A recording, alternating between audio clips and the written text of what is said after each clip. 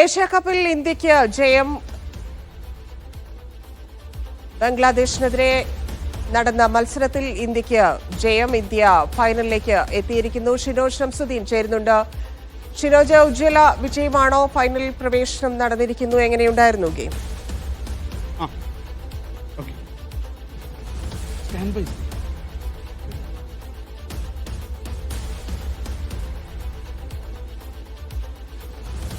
ഷിനോജ്, കേൾക്കാമോ?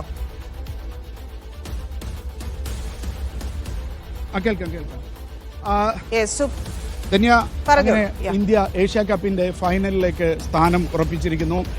127 റൺസിന് ബംഗ്ലാദേശിനെ ഓൾ ഔട്ടാക്കി ഇന്ത്യ ഫൈനലിലേക്ക് പ്രവേശിച്ചിരിക്കുകയാണ്. 168 റൺസാണ് ഇന്ത്യക്ക് ടാർഗറ്റ് ആയിട്ടുണ്ടായിരുന്നത്. ബംഗ്ലാദേശ് വെല്ലുവിളിയായി ഉയർത്തിയിരുന്നത്. അത് നിഷ്പ്രയാസം ഇന്ത്യയുടെ കനത്ത മൂർച്ചയേറിയ ബൗളിങ്ങിന് മുന്നിൽ ബംഗ്ലാദേശ് തകർന്നടിഞ്ഞിരിക്കുന്നു. കുൽദീപ് യാദവ് 3 വിക്കറ്റും അതേപോലെ തന്നെ വരുൺ ചക്രവർത്തി 2 വിക്കറ്റും ബൂംറ 2 വിക്കറ്റും വീഴ്ത്തി. ഇന്ത്യയുടെ ബൗളിംഗ് മികവ് തന്നെയാണ് ഇന്ന് എടുത്തു പറയേണ്ടത്. ശക്തമായ ഒരു വെല്ലുവിളി ഉയർത്തും എന്ന് കരുതിയ ബംഗ്ലാദേശ് ബാറ്റിംഗ് നിരയെ അപ്പാടെ തകർത്ത് കളയുന്ന ഒരു കാഴ്ചയാണ് കണ്ടത്. ഓപ്പണർ സെയ്ഫ് മാത്രമാണ് അല്പമെങ്കിലും ഇന്ത്യൻ ബൗളിങ്ങിന് മുന്നിൽ പിടിച്ചു നിന്നത്. അടുത്ത മത്സരം ഇനി ശ്രീലങ്കയുമായാണ് ഇന്ത്യ നേരിടുന്നത്. എന്തായാലും ഇന്ത്യ ഫൈനലിലേക്ക് സ്ഥാനമുറപ്പിച്ചിരിക്കുന്നു. സൂപ്പർ 4-ൽ 4 പോയിന്റുമായി മുന്നിലാണ് ഇപ്പോൾ ഇന്ത്യയുള്ളത്. ധന്യ, പെർഫോമൻസ് വൈസിൽ ആരൊക്കെയായിരുന്നു? ഇൻഡിവിജ്വൽ പെർഫോമൻസിൽ ആരൊക്കെയാണ് ഇന്ത്യയിൽ മികച്ചു നിന്നത്?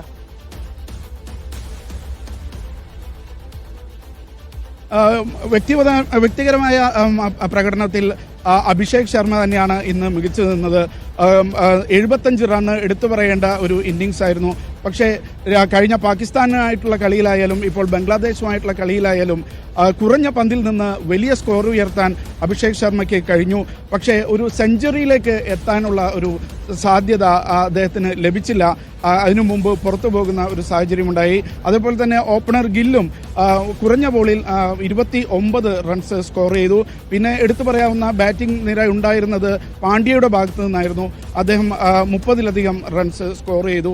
പക്ഷേ ഇതിൽ മറ്റൊരു നമ്മൾ മലയാളികളടക്കമുള്ള ക്രിക്കറ്റ് ആരാധകരെ നിരാശരാക്കിയ ഒരു കാര്യം, ഇന്ത്യ നിർണായകമായ ഘട്ടത്തിലൂടെ കടന്നു പോകുമ്പോൾ സഞ്ജു സാംസനെ പുറത്തിരുത്തി എന്നുള്ളതാണ്.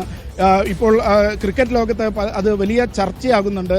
കാരണം പരിക്കേറ്റ് സുഖമില്ലാതിരിക്കുന്ന അക്സർ പട്ടേലിനെയാണ് സഞ്ജു സാംസന് പകരമായിട്ട് ഇറക്കിയിരുന്നത്. അത് വലിയ ഒരു ചർച്ചയ്ക്ക് ഇടയാക്കിയിരുന്നു. ധന്യ. മറ്റൊന്ന്, ബംഗ്ലാദേശിന്റെ ഗെയിമിൽ നമുക്കറിയാം വിക്കറ്റ് നേടിയിട്ടുണ്ട്. ഏത് തരത്തിലായിരുന്നു അവരുടെ ഗെയിം? എന്തുകൊണ്ടാണ് തോൽവിക്ക് കാരണമെന്ന് വിലയിരുത്തുന്നത്? ബംഗ്ലാദേശ് അവരുടെ ബൗളിംഗ് നിര വളരെ ശക്തമായിരുന്നു. മികച്ച ഒരു ബൗളിംഗ് കാഴ്ചവെക്കാൻ അവർക്ക് കഴിഞ്ഞിരുന്നു.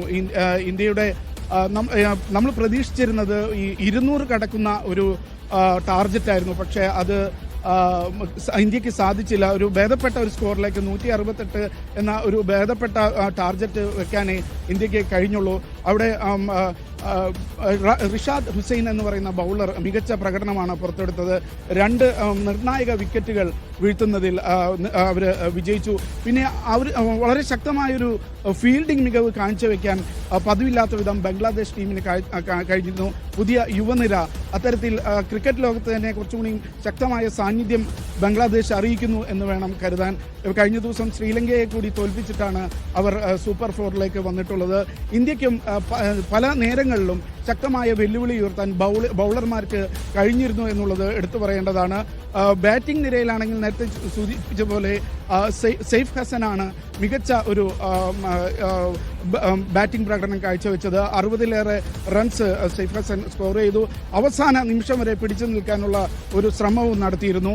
ബൗണ്ടറികൾ തുടരെ അടിച്ചുകൊണ്ട് ഒരു ഏത് നിമിഷവും ബംഗ്ലാദേശ് ഇന്ത്യയെ മറികടക്കുമോ എന്നൊരു ആശങ്കയുണ്ടാക്കാൻ സെയ്ഫിന്റെ ബാറ്റിങ്ങിന് കഴിഞ്ഞിരുന്നു. തന്നെ ശരി, ഷിനോജ് ഷംസുദ്ദീനാണ് വിശദാംശങ്ങൾ നൽകിയത്.